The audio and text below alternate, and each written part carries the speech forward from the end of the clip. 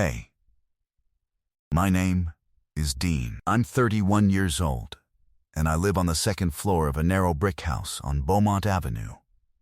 On the east side of Dayton, Ohio, it's the kind of street where every house leans a little, where the porches sag in the middle like they're tired of holding people up, and where the streetlight outside my window has been flickering for 3 years, and nobody's ever going to fix it but me. And I keep meaning to. I fix things that other people have already decided are dead. That's the simplest way to say what I do. I work the back bench at Hollis Electronics off Wayne Avenue, and while the front of the shop sells phone chargers and replacement remotes, the back is mine. And the back is where the old stuff comes to either get a second life or get told there's nothing left to do. Radios, turntables, reel-to-reel decks the size of a suitcase, cassette players that haven't turned a spindle since before I was born. People bring me machines that hold the only copy of something: a wedding, a grandfather's laugh, a band that never made it out of a garage, and they stand there at the counter holding the box like it's an animal that might not survive the night. And they ask me if I can save it. Most of the time I can, not always. But I've learned that what they're really asking isn't, can you fix the machine? They're asking, can you give me the sound back? And those are not the same question. My days don't vary much. I wake up at 6 before the alarm because my body decided years ago there was no point waiting for permission. I make coffee in a dented percolator on the stove because I like the sound it makes. I walk the 11 minutes to the shop. I open the back, turn on the soldering iron, and I work. Recap a power supply, clean 50 years of dust off a tape head, chase a hum through a circuit board until I find the one bad joint that's been ruining everything. I eat a sandwich at the bench at noon. I close at 6. I walk home. I heat up whatever's in the fridge. I sit in the quiet. And somewhere around 9 I notice the phone hasn't lit up, and somewhere around 10 I go to bed. I'm not going to dress it up. The phone just doesn't light up much after 9. I'd gotten used to that. I'd built a whole life that fit neatly into the space one person takes up, and I told myself that was a kind of freedom. And most days, I almost believed it. There's a cassette I keep in the second bedroom. It's 90 seconds long. It's my mother saying she got home okay, that the roads were clear, that she loved me, and she'd see me Sunday. She left it on my answering machine 11 years ago, and the answering machine died. And I learned how to do everything I do now, every cold joint and dead capacitor and seized motor, partly because I refused to let those 90 seconds die with the machine that held them. I've rebuilt 3 different players just to keep her able to speak.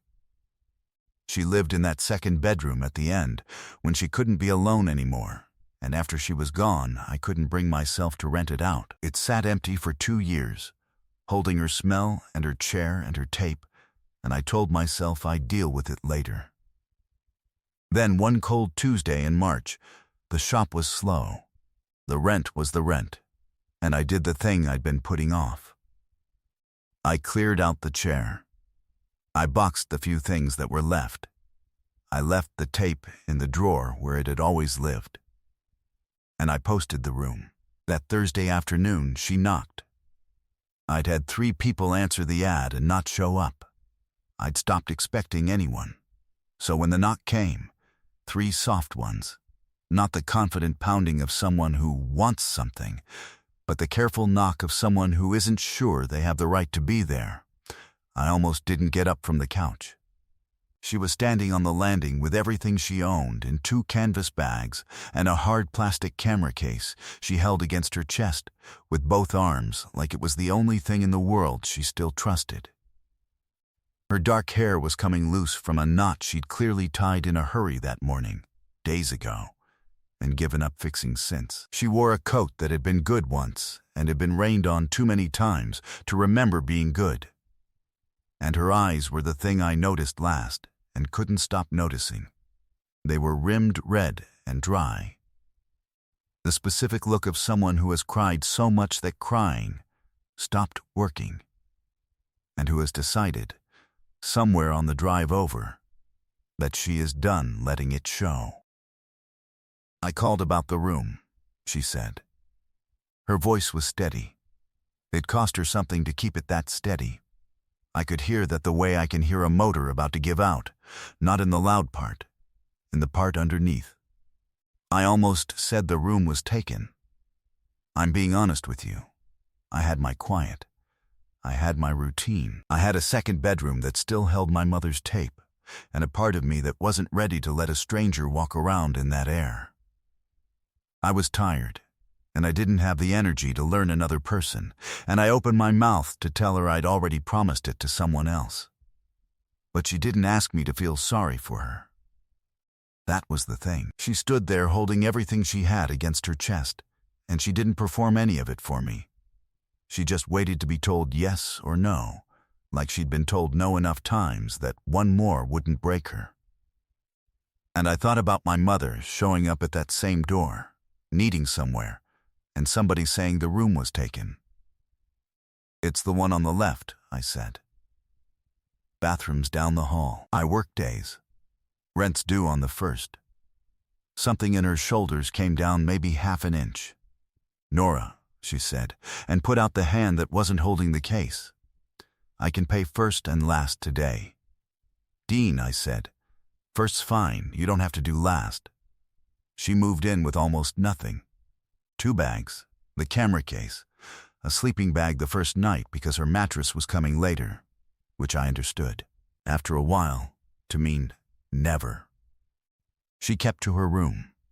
She was quiet in the careful way of someone who has learned that taking up space gets you in trouble. She washed her one plate immediately after every meal and set it back in the cupboard so it wouldn't look like she'd been there. For the first week, if I came into the kitchen while she was in it, she'd find a reason to leave. The camera case stayed closed. I noticed that. A person who carries one thing into a new life like it's the last lifeboat and then never opens it is a person carrying something heavier than a camera. The thing I do for a living teaches you patience whether you want it or not. You can't rush a bad solder joint. You can't shout a seized motor into turning. You clean, and you check, and you wait, and you let the machine show you what's wrong on its own schedule. So I didn't ask her anything.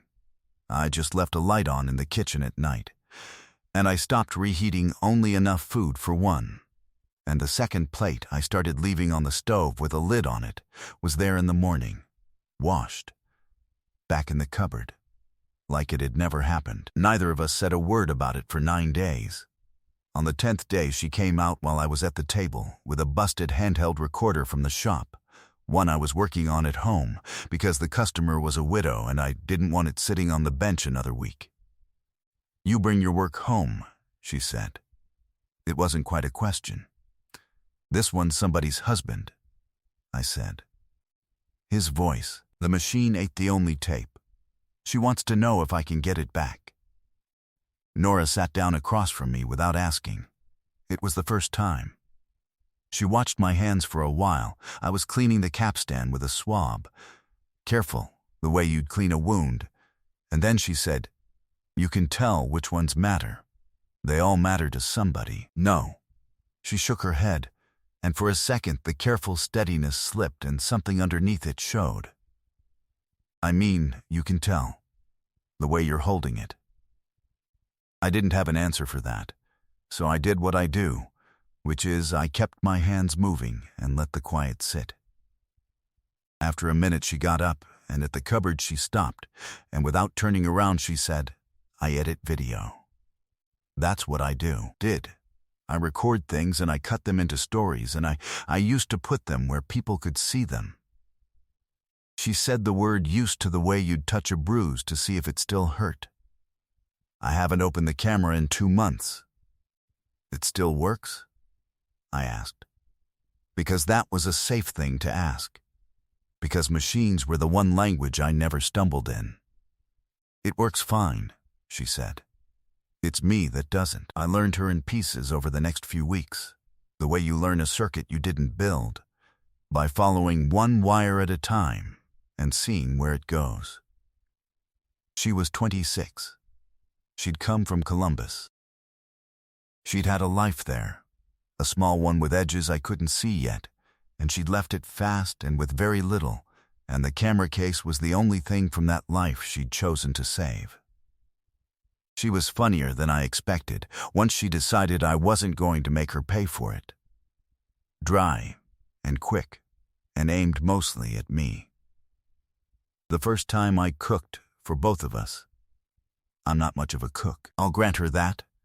She took one bite of the casserole and put her fork down with the gentleness of someone laying flowers on a grave and said, "Dean, has this dish ever met salt? Were they introduced?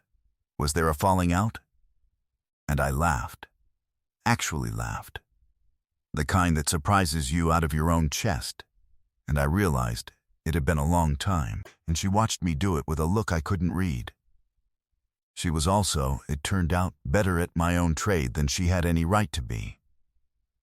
A man brought a reel to reel into the shop one Saturday, a big old machine, beautiful, and it had developed an intermittent fault that I'd been chasing for 2 weeks.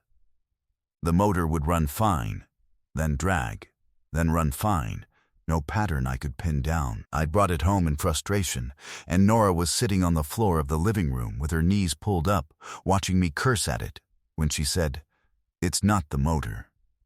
I looked at her. "Listen to it," she said.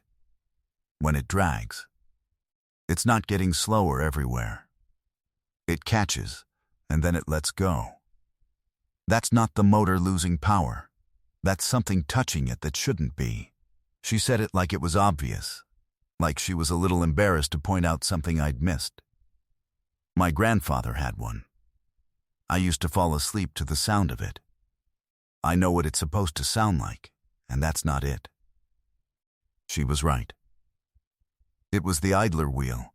The rubber had hardened and gone slightly out of round, and once every rotation it bit where it shouldn't. I'd been so deep in the electronics I'd stopped listening to the machine. She just listened. I sat back on my heels and looked at this woman who flinched when I came into the kitchen and who had just diagnosed by ear a fault that had beaten me for 2 weeks. And I understood something I should have understood already. Whoever had taught her to make herself small had been wrong about her, and somewhere underneath the smallness was a person who heard things other people couldn't. "Where'd you learn to listen like that?" I asked. "My grandmother raised me," Nora said. "After my mom couldn't. She and my grandfather. He had the machine. She had the voice. She smiled at something I couldn't see. She used to tell me everything I ever needed to know about anything came down to whether you were paying attention or just waiting for your turn to talk. She sounds like she was right about most things." "She was right about all of it," Nora said. I just stopped listening for a while. And then the door came down behind her eyes again, the way it did when she'd said one true thing too many, and she got up and went to her room, and I let her go. Because by then I'd learned that you don't chase a person who's retreating. You just make sure the light's still on when they decide to come back. I want to tell you about the tape, because the tape is when it changed. 3 weeks in, I came home and Nora was sitting on the floor of her room, with the camera case finally open beside her. But she wasn't looking at the camera. She was holding a cassette in both hands the way she'd held the case the day she arrived. And she was crying, not the controlled, refused crying of the first day, but the real kind, the kind that doesn't ask permission. When she saw me in the doorway, she didn't try to hide it, which told me how far gone she was. "It's my grandmother," she said. "She passed 2 years ago. She used to leave me messages, long ones. She'd talk for 10 minutes about nothing. The garden, the neighbors, what the cat did. This is the last one. And I haven't been able to listen to it because the tape's damaged. It just makes this sound, this awful sound, and I took it to a place in Columbus and they said the tape was ruined and there was nothing." She stopped. She looked at the cassette like it might break if she breathed on it. He threw the player out. I had her player and he threw it out when I left and said I was being dramatic about a tape. She didn't say who he was. She didn't have to. I'd heard the shape of him in the underneath of her voice since the first day on the landing. "Can I see it?" I asked. She held it out to me with both hands. "I want you to understand what a damaged cassette is, because it's not what people think. The tape doesn't lose the sound.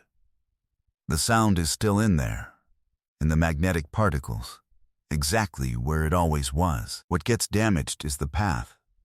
The tape gets warped, or the binder degrades and the oxide starts to shed, or the splice fails, and the machine can't read what's still perfectly there. The voice isn't gone.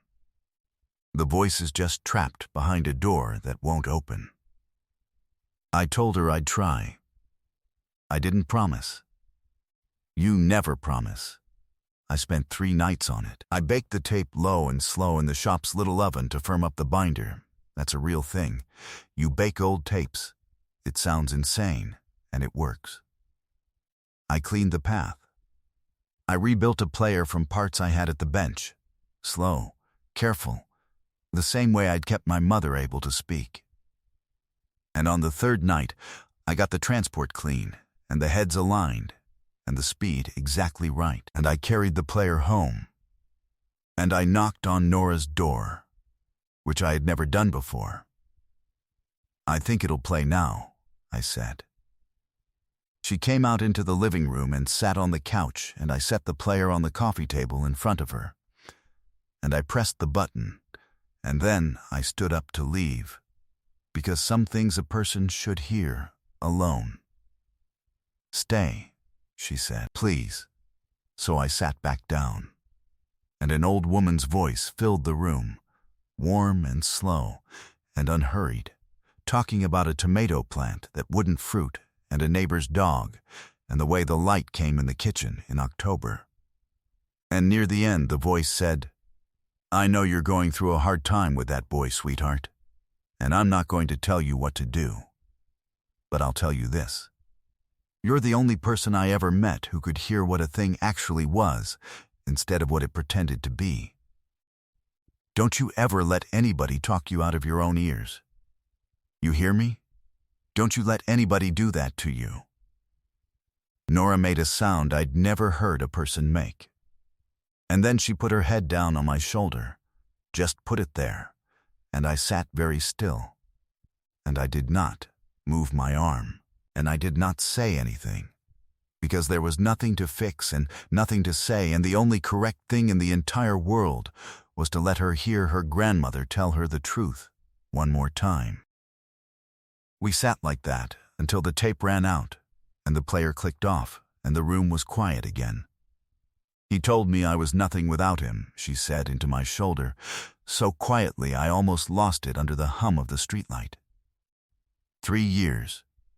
He told me my videos were embarrassing. He'd watch me record, and he'd sigh.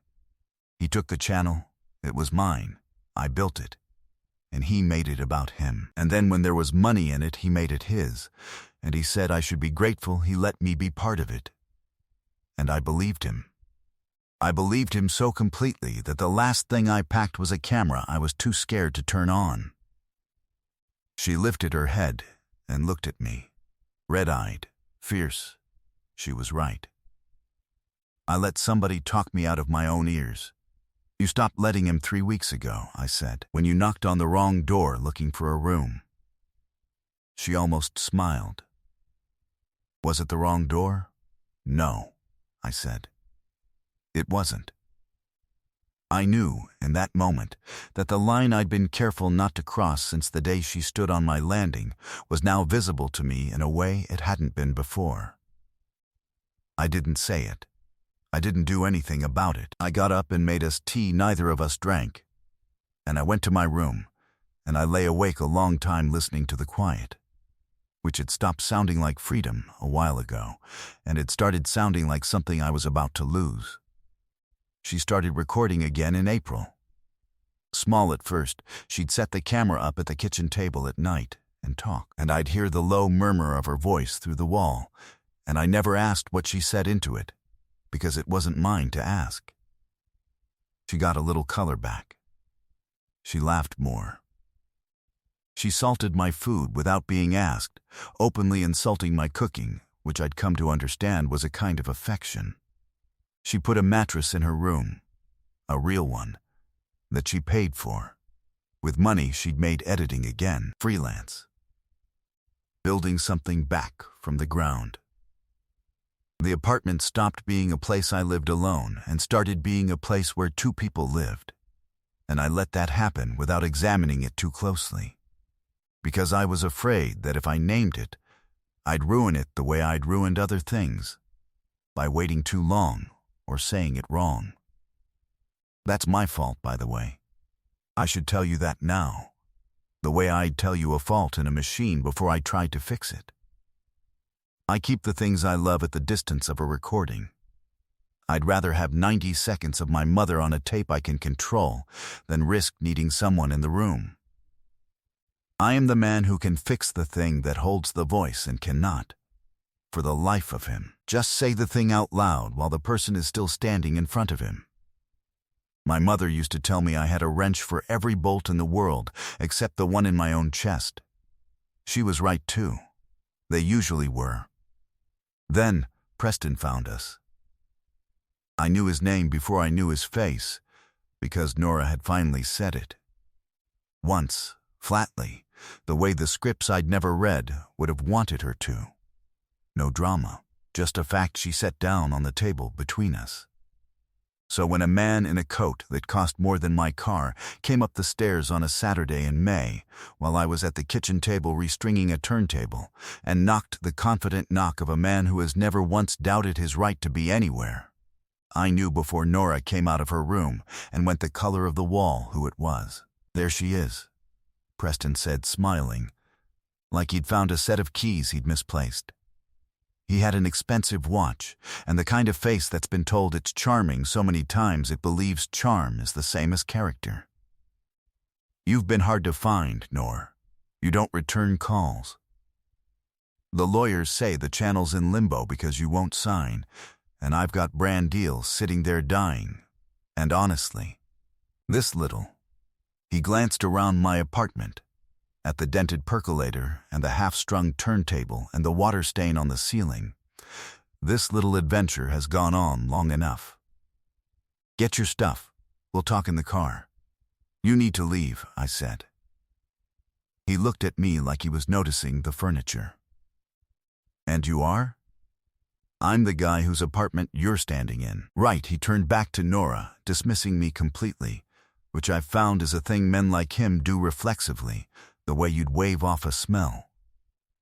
"Nora, the account is half mine.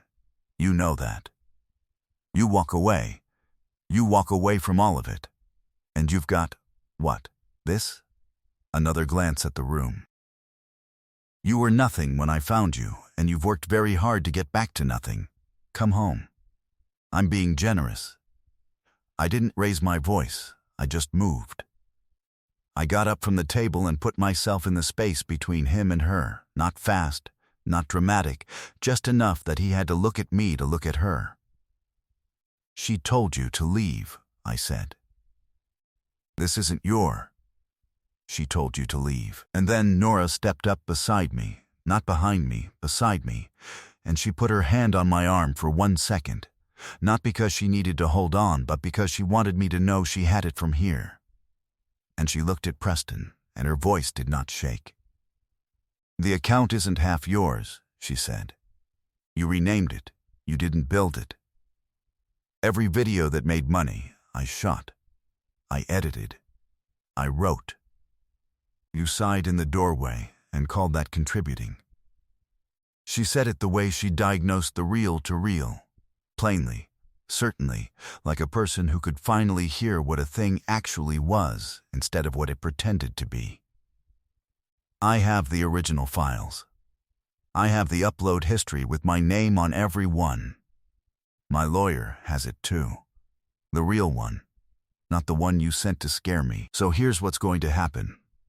You're going to take your hand off the idea that any part of me belongs to you. and you're going to walk down those stairs.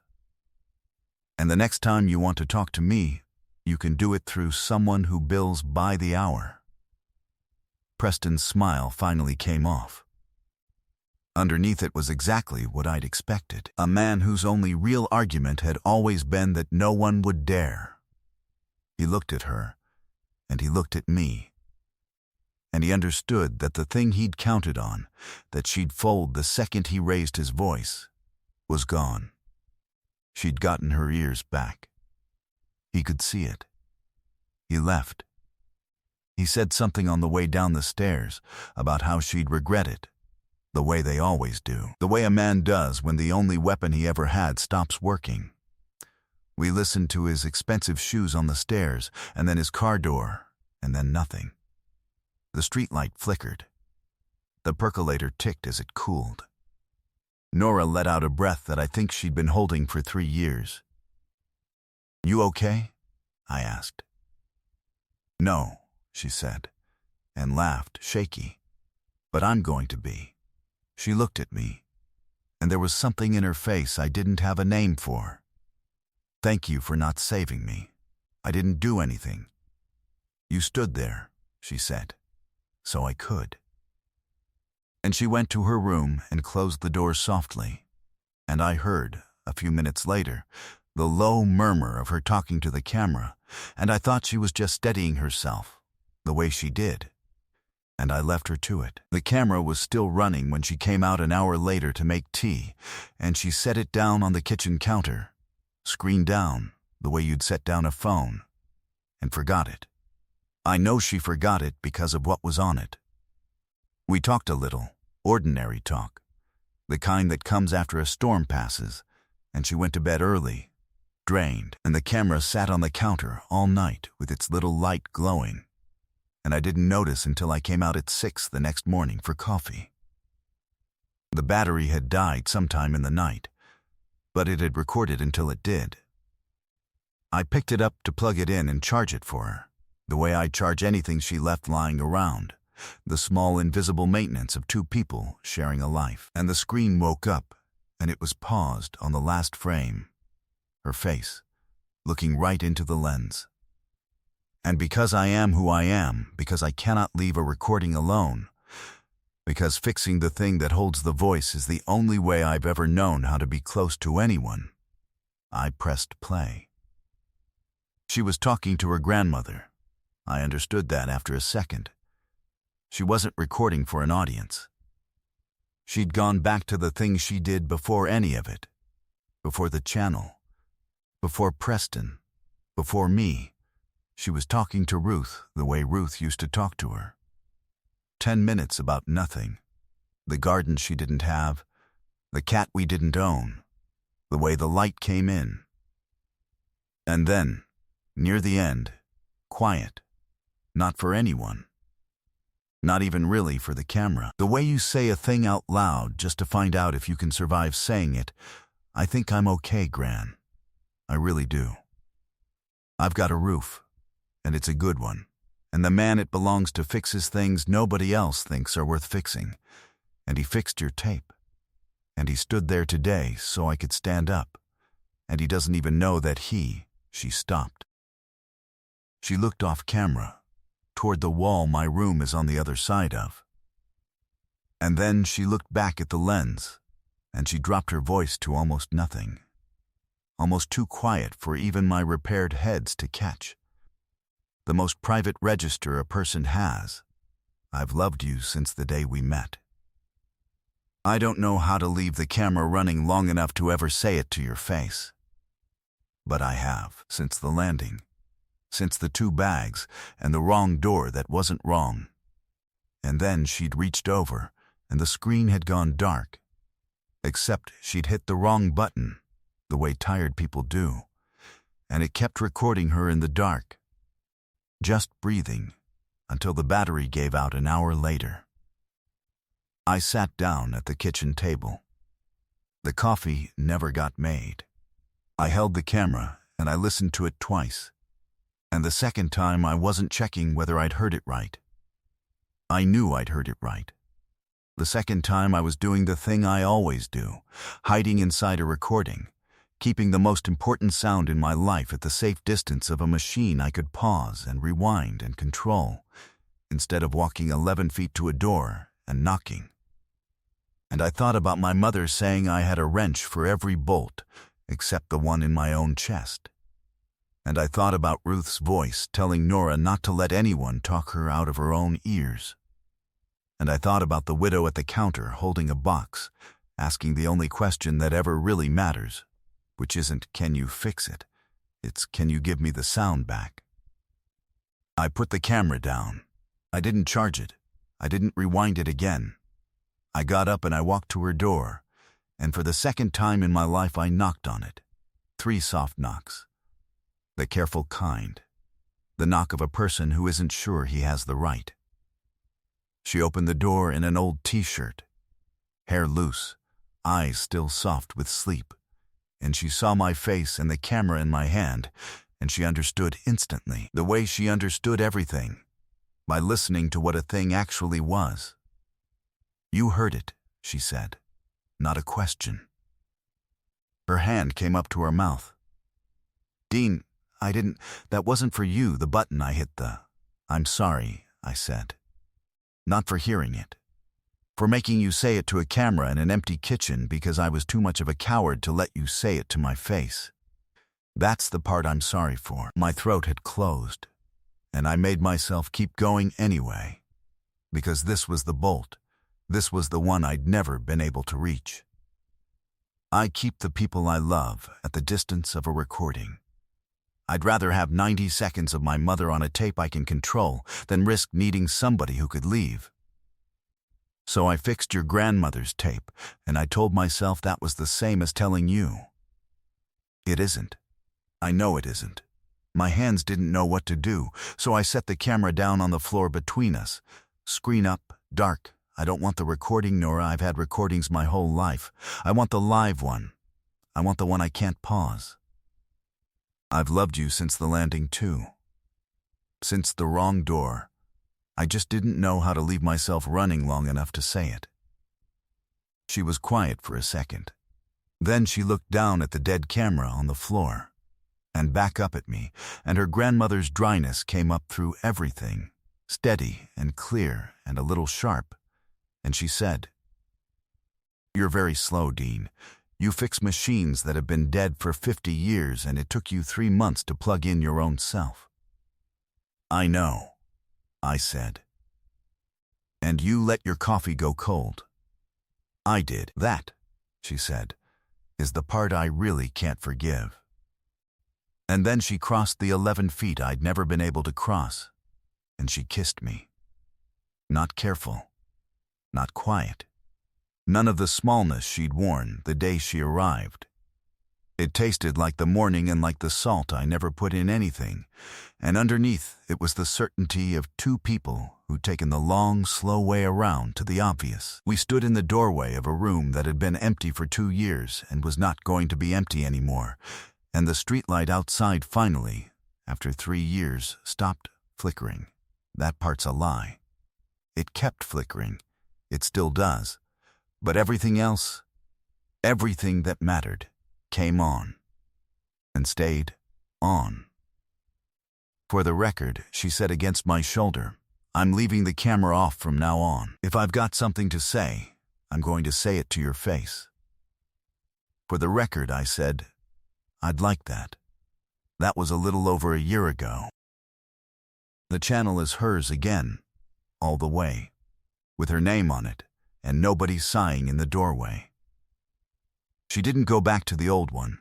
She let Preston keep the corpse of the thing he'd renamed, and she built a new one from nothing, and it turns out a woman who can hear what a thing actually is makes the kind of videos people stay for. She does a series now where she fixes things alongside me, old radios, dead cassettes, machines other people gave up on. People send her boxes from all over, the way they used to send them to the shop, holding the only copy of a voice, asking the only question that matters.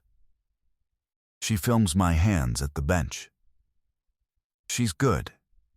She was always good. The most watched one is a woman in Tucson who got back 40 seconds of her son. And the comment underneath it that everybody quotes says the sound didn't come back. The boy did.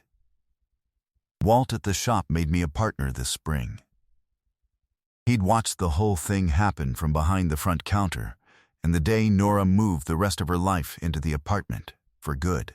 He stopped me by the register and said, in the flat, plain way of a man who's been alive long enough to skip the warm-up, "I've been telling you for years, kid. You can fix anything on that bench.